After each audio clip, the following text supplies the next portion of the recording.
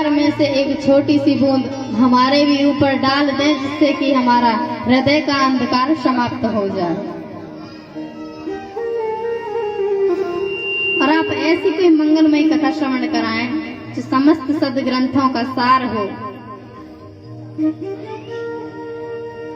और हम सब के कानों के लिए प्रिय हो, भक्ति ज्ञान को बढ़ाने वाली हो। क्योंकि महाराज कलयुग आ गया है और कलयुग में तो कलयुग के प्राणी जो हैं वह बहुत ही कलुषित हैं, अश्लील प्रवृत्ति के हो गए हैं।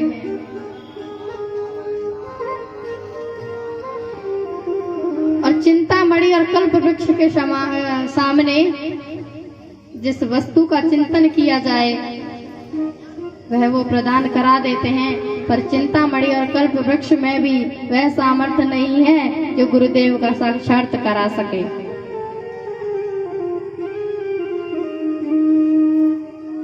ये चिंतामणि लोक सुखम सुरद्रु स्वर्ग संपदम् प्रयश्चति गुरु प्रीतो वैकुंठम योगी दुर्लभम।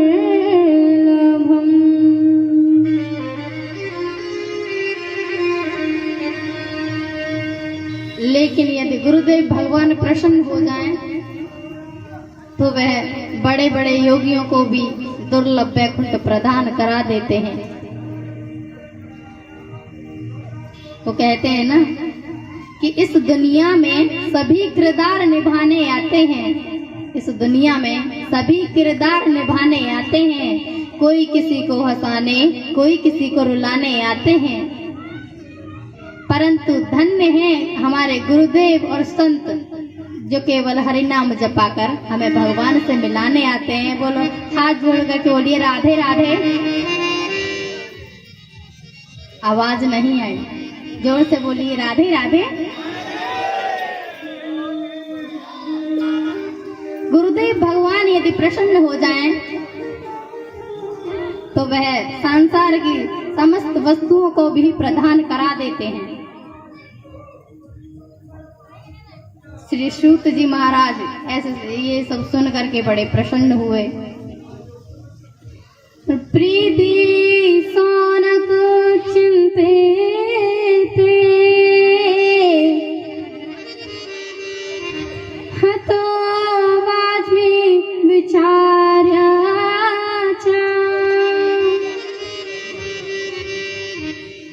सर्व सिद्धांत निष्पन्नम संसार भयानाशनम।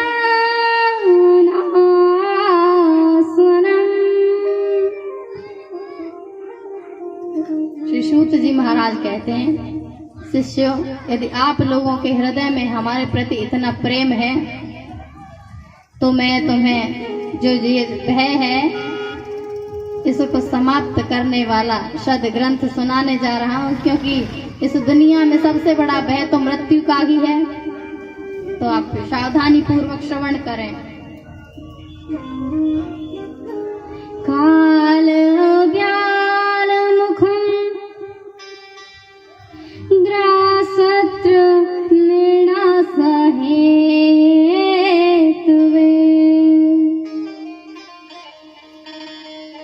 श्रीमद् भागवतम शास्त्रम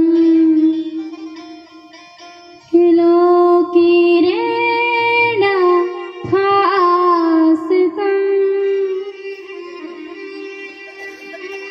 इस काल रूपी व्याल के मुख से बचने के लिए श्री सुखदेव महामुनि ने भागवत संहिता का गायन किया है।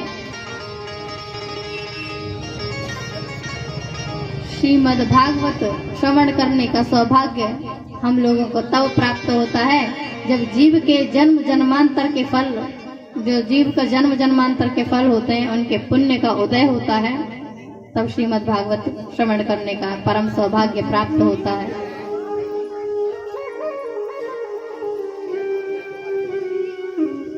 श्री राम स्वयं कहते हैं कि निर्मल मन जन सोहि मुनि पावा, मोहि कपट छल छेद्र न भावा। मन को निर्मल बनाने के लिए भागवत की कथा श्रवण करना जरूरी है। जिस समय श्रीमद् भागवत की कथा श्रवण कराने के लिए सुखदेव महामुनि शुक्रताल में वटवृक्ष के नीचे विराजमान हुए और कथा जब श्रवण कराने जा ही रहे थे तो उसी समय देवता लोग अमृत का बड़ा भारी कलश लेकर के श्री सुखदेव जी महामुनि के समक्ष आ गए और सुखदेव जी से कहते हैं कि महाराज, जब हमें यह पता चला कि परीक्षित जी को 7 दिन में मरने का श्राप लगा हुआ है तो हम आपके समक्ष यह अमृत का कलश लेकर के आ गए। आप श्री सुखदेव जी को ये अमृत पान करा दीजिए। तो जो सुखदेव जी महाराज थे वे बड़े ही आश्चर्य में पड़ गए कि ये क्या, जो देवता इतने परमार्थी कब से हो गए। देवताओं का तो प्रणाम करने में भी स्वार्थ छिपा होता है। एक बार प्रणाम करने के लिए गए थे दधीच महात्मा को, बदले में उनकी हड्डियां मांग लाए। तो ये देवता कब से इतने परमार्थी हो गए।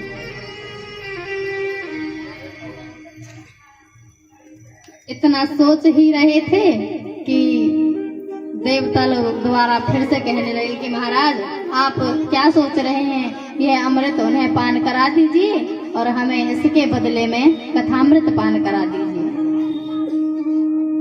तो जो सुखदेव जी थे वह पहले तो बड़ी जोर से हंसे कि देवताओं, तुम जानते भी हो क्या कह रहे हो। कहाँ तो ये कांच के समान तुम्हारा अमृत और कहाँ ये बहुमूल्य मणि के समान कथामृत।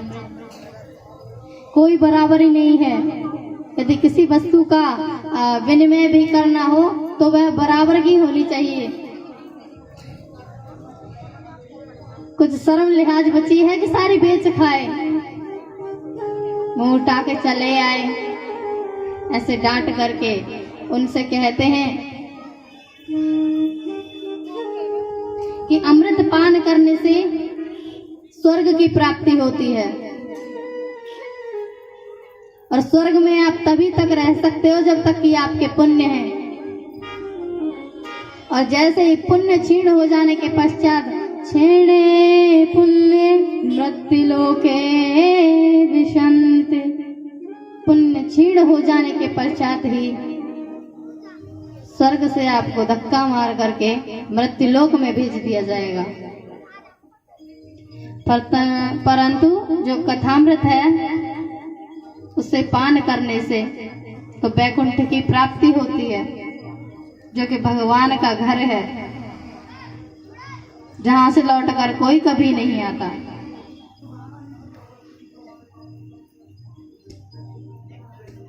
अब ये हमारे हाथ में है कि हमें स्वर्ग चाहिए अथवा वैकुंठ। यदि वैकुंठ जाने की किसी को कामना हो तो आप वैकुंठ यहीं प्राप्त कर सकते हो। विगतो कुंठतो बुद्धिर्यस्य सः वैकुंठः, कुंठित बुद्धि का नाश कर देना ही वैकुंठ है। सुखदेव जी कहते हैं, देवताओं, यदि तुम लोग श्रोता बनकर आए होते तो मैं तुम्हें कथामृत अवश्य पान कराता, परंतु तुम तो श्रोता नहीं सौदागर बनकर आए हो। ऐसे कह के देवताओं को उन्होंने फटकार करके भगा दिया। देवता भागे भागे ब्रह्मदेव के पास गए कि महाराज, ये कथामृत हमें पान नहीं कराया जा रहा है और संसारियों के लिए इतना दुर्लभ है। संसारियों को ये प्रदान कराया जा रहा है। ब्रह्मदेव कहते हैं, देवताओं देखो, कथामृत पान करने वाले परीक्षित का 7 दिन बाद क्या परिणाम निकलता है।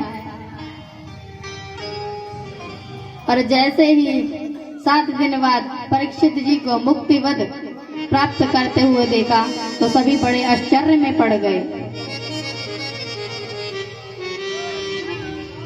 बड़े ही आश्चर्य में पड़ गए। और ब्रह्मदेव ने सत्यलोक के तराजू में एक पलड़े पर तो भागवत जी को विराजमान किया और दूसरे पलड़े पर संसार के समस्त वस्तुओं को।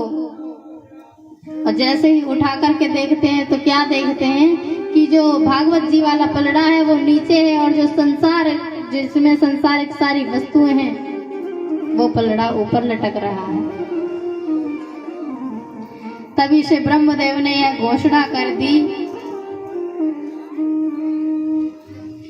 कि संसार में मुक्ति का भागवत जी के अलावा और कोई आवाहन नहीं है। शौनक जी ने प्रश्न किया, महाराज ये सप्ताह ज्ञान यज्ञ विधि कहाँ से प्रारंभ हुई। तब सूत जी महाराज कहते हैं कि एक दाही विशालायम चत्वार ऋषियो मना सत्संगाथ समायाता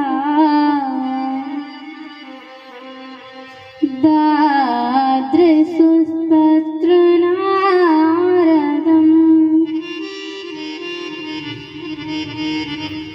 एक बार विशालापुरी में ब्रह्मदेव के 4 पुत्र शनक, शुनत, सनंदन, शनक कुमार, शुनत कुमार, सनातन और सनंदन चारों सत्संग इच्छा में भ्रमण कर रहे थे। सामने से नारद जी को आते हुए देखते हैं तो बड़े ही प्रसन्न हुए चारों भाई कि चलो आज भागवत पर कोई चर्चा सुनने को मिलेगी, क्योंकि जब संत से संत मिलते हैं तो सत्संग होता है। बड़े ही प्रसन्न हुए।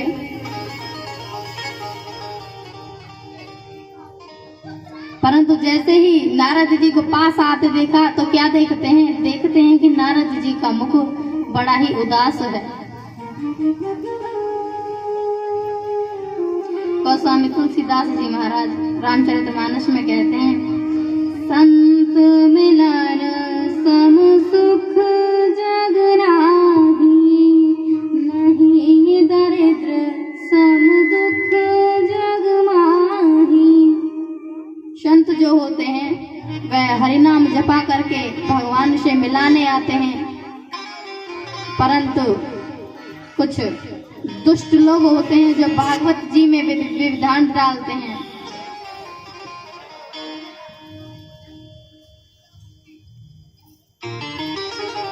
संसार में सबसे बड़ा दुख दरिद्रता का है। कोबा दरिद्रो ही विशाल तृष्णा, जिसकी तृष्णा उत्तरोत्तर बढ़ती जाती है, संसार में उससे ज्यादा दुखी इंसान कोई नहीं है।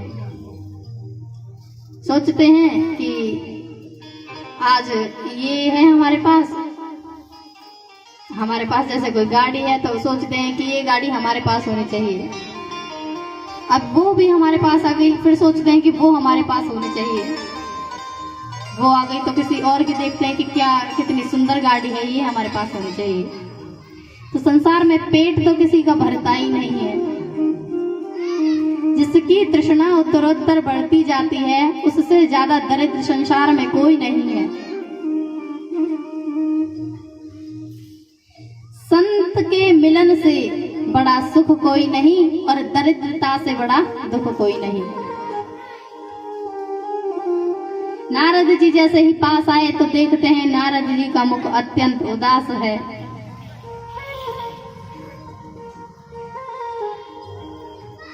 तो सनकादि नारद जी से पूछ लिए कि अरे महात्मन, आपका मुख इतना उदास कैसे है? आप बड़े ही उदास प्रतीत हो रहे हैं।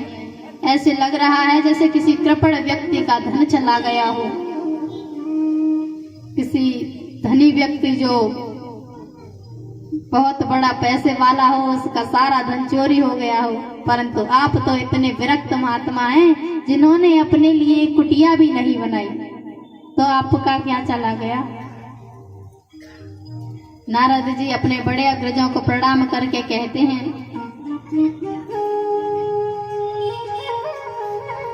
कि मैं पृथ्वी को सर्वोत्तम लोक समझ करके आया था,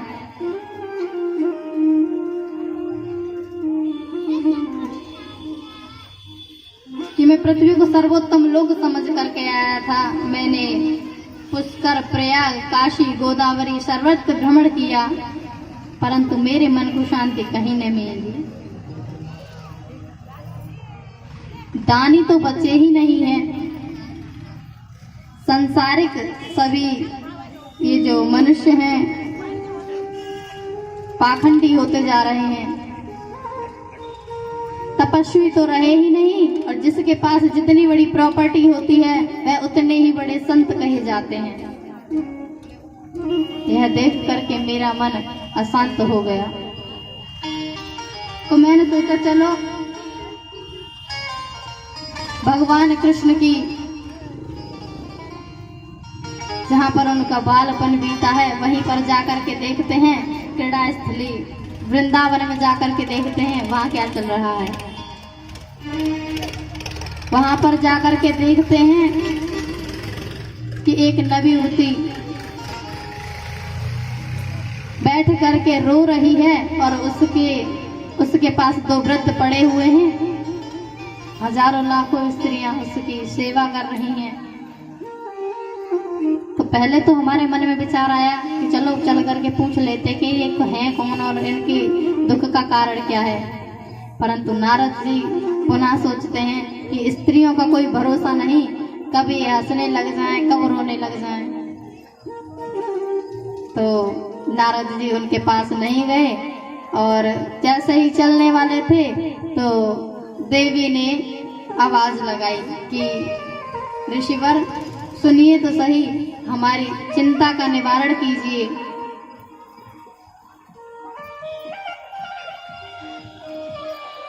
तो नारद जी पूछ लिए कि ये कौन है आपके पास, ये जो दो वृद्ध पड़े हुए हैं ये कौन है, और ये हजारों लाखों जो स्त्रियां हैं ये कौन है।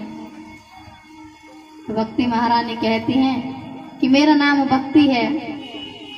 ये दोनों जो मूर्छित अवस्था में पड़े हुए हैं ये दोनों मेरे पुत्र ज्ञान और वैराग्य हैं। ये जो नदियां, ये जो स्त्रियां ये जो मेरी सेवा कर रही है, गंगा आदि नदियां हैं। मेरा जन्म द्रविड़ में हुआ, कर्नाटक में हमारा सम्मान हुआ, लेकिन गुजरात में जाते ही मुझे बुढ़ापे ने घेर लिया, तो मैं पुनः वृंदावन की ओर चल दी। वृंदावन आते ही मैं तो नवयुवती हो गई, परंतु मेरे पुत्र ज्ञान और वैराग्य वैसे की वैसे मूर्छित अवस्था में पड़े रहे।